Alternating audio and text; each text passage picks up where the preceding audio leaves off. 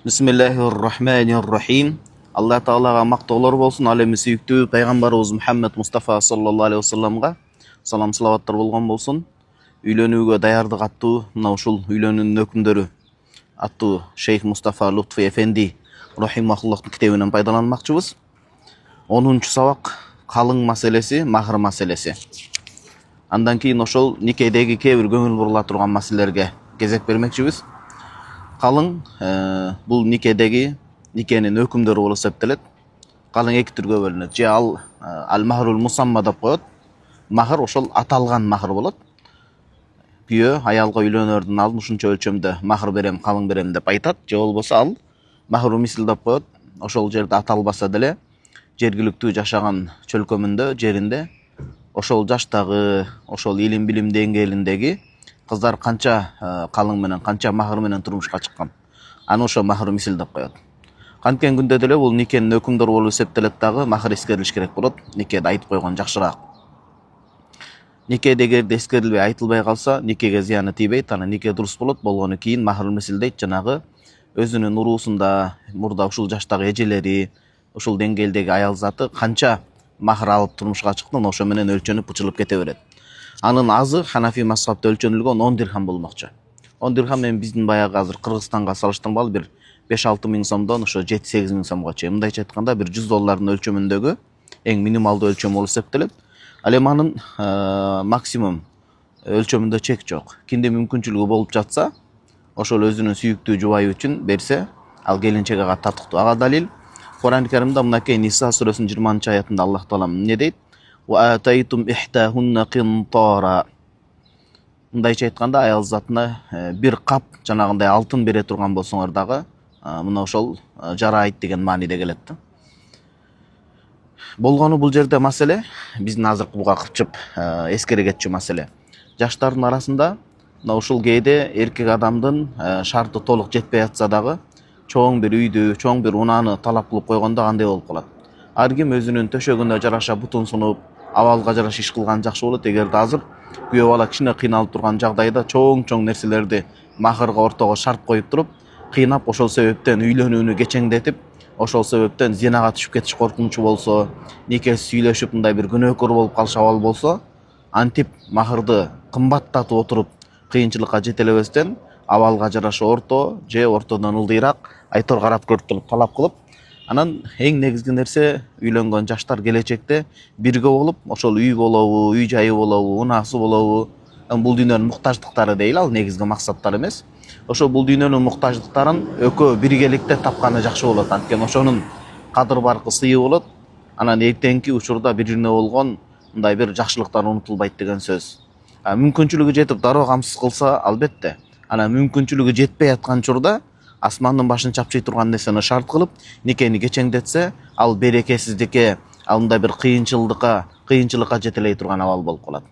Ошол бул учурга пайгамбарыбыз саллаллаху алейхи ва саллям хадис туура келет. Эң бир берекелүү аял заты бул калың аз болуп үйлөнүү маселесинде мындай бир кыйынчылык жаратпаганы дейт. Албетте бул күйөөнүн ошол эркектин мүмкүнчүлүгү жетпей аткан учурда. Кимдин мүмкүнчүлүгү жетсе, ошо абалына жараша берсе, Куранда эскерилгендей, Аллага деле жарашат. Негизги максат жаш түгөйлөр, жубайлар жакшынакай адал менен жашап, никени жөндөн жөн эле болор болбос нерсе үчүн кечеңдетпей, зинага арам нерсеге түшүп калбаш керек. Абалга жараша түшүнүк менен жакшынакай башталса, келечекте Кудайым буйрса аларды көптөгөн жакшылыктар күтөт. Никедеги сүйүү, алдыдагы жакшылык, бала чакалуу болуп, ата-энеге сый урмат көрсөтүп, ал байлык менен чен эле өлчөнүп калбайт. Анан никедеги зарыл маселелердин бири нике ачык болуш керек. Анан ошо мүмкүнчүлүгү жетишинче ошону той кылып элди чакырып койгон жакшы болот. Бул сүннөт, шариятта жакшы көргөн амалдардын бири. Анан жанагындай жашыруун нике кыйып алып, Кудай сактасын. Жашыруун нике кыйып, ата-энесин айтпай, башка күбөлөрдү алып келип кыйып койгон, бул өзү жакшылыкка жетелебейт. Өмүр бою ата-энеси жакшылык каалап аткан болсо, кыз ошол бойго жетип, ата-энесине бир жакшылык көрсөтө турган, ата-энесин бир эл караган жүзү жер карап калбаш үчүн жакшы бир үмүт артып аткан болсо, сүйдүм күйдүм деп отуруп, ата-энесин эл караган жүзүн жер каратып коюу, уятка таштап коюу, уятка калтырып коюу, же болбосо мына ушул жашыруун нике кыйып кетип калуу, бул биздин баягындай толук ыймандуулук өмүрүнө, толук жакшылыкка дал келе бербеген жаман көрүнүштөрдүн бири. Анан этибар алуучу нерсе бул жерде калың маселесинде, махыр маселесинде. Махыр бул аялдын жеке акысы болот. Ал ошол кыздын улуу сөздү уят жок, кыз чыгып калабы, жубан чыгып калабы, ал нерсеге тиешеси жок.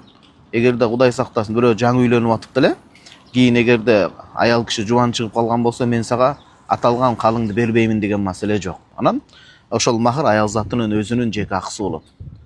Ата энеге калың берилип, кызга махыр берилип туруп, кийин ошол аркылуу аял заты менен кошо сеп келсе, куштун уясы дагы бузулбасын, бирок кокус, ажырашуу башка болуп кала турган учурда калыңды биз силерге көп калың сарптаганбыз, ушундай махыр бергенбиз, ошону алып келип койгула анан дей турган маселе, же септи ошого чегерип алып калабыз деген нерсе болбойт. Сеп, калың, махыр бул аял затынын өзүнүн гана жеке акысы болуп эсептелет.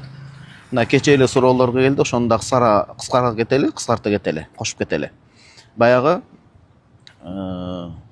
калыңдын жарымын бере эле келе дейт, махырдын мага жарымын бере эле келе, анан талак берип койду, мен эмне кылам дейт. Аталган, баягы биз махырды эки бөлбөдүк, аталган махыр баягындай белгилүү бир суммада, өлчөмдө. Анан коомунда ошол уруусунда үрп адатта канча акча менен кетет кыз киши. Эки учурда тең, мейли ал аталынган махыр болсун, бычылган, же болбосо махыр мисыл болсун, эки учурда тең эле нике кыйылып, көшөгө жабылып, ошо көшөгө тартылып ар жагында болсо, же болбосо экөөнүн бирөө нике кыйылгандан кайтыш болуп калса, күйөөнүн мойнуна сөзсүз көзү тирүү болсун, кайтыш болсун, аялга аталынган махырды же болбосо жанагындай бычылган махырды, же коомунда канча махыр төлөш керек, ошону бериш милдет болуп калат. Андан кийин үйлөнгөнгө чейин жакшынакай сүрүштүрүп, издеп, сураштырып, Кудайга тобокел кылып, истихара намазын окуп, жакшынакай шашпай эки көзүн чоң ачып үйлөнүш керек болот. Үйлөнгөндөн кийин баардык кемчиликтерине көз жумуп, колдон келишинче жакшынакай жашап кеткен жакшы болот. Анткени Куранда Аллах Тааланын ушул аяты бар, мынакей сөзү бар. Ахсаб сүрөсүнүн 70-аяты: «Иттакуллаха ва кулу каулан садида». Ар дайым Аллах Тааладан коркуп, таквачылыкты тутуп, туура сөздү гана сүйлөгүлө дейт. Өзгөчө үй бүлөнүн абалы эркек адамга байланыштуу. Эркек адам көтөрүмдүү, чыдамкай, эрктүү болуп, жалкоо болуп, жанынын жыргалын ойлобостон, башка кылбастан, үй бүлөсүнө мындай көңүл бурбай таштап койбостон, башында кандай аракет кылып жүгүрдү, аял затына канча үмүт берди, ошол тилектердин үстүнөн чыгып, үй бүлөсүн жакшы алып кетиш керек. Анткени үй бүлө эркек адамдын көлөкөсү болуп эсептелет. Аллах Таалам баарыбызга берекесин берсин. Бул ошол үйлөнүүгө тиешелүү махыр, калыңдын жана кээ бир никеге байланыштуу маселелерге тиешелүү 10 сабак болду. Ар бир үй бүлө ажырашпастан, бала чакалуу болуп өсүп өнүп, эли жерине, ата энесине, жалпы адамзатына, мусулман коомчулугуна, үммөтүнө пайдасы тие турган мындай ырыс кешиктүү үй бүлөлөрдөн болсун.